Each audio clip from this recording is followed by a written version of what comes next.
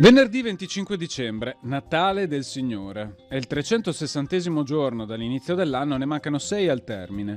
Il sole sorge alle 7:49 e tramonta alle 16:33. La luna si leva alle 13:46 e tramonta alle 2:58.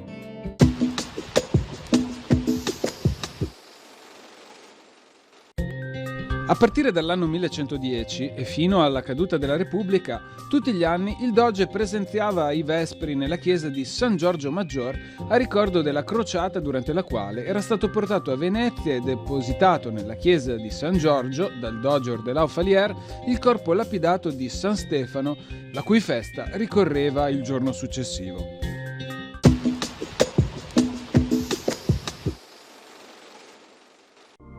Le previsioni per domani. Cielo generalmente sereno, con aria tersa e visibilità buona, salvo residua nuvolosità sulle zone meridionali al mattino nelle prime ore, con moderata ventilazione sia verso la costa che in quota, che sarà tuttavia in graduale attenuazione.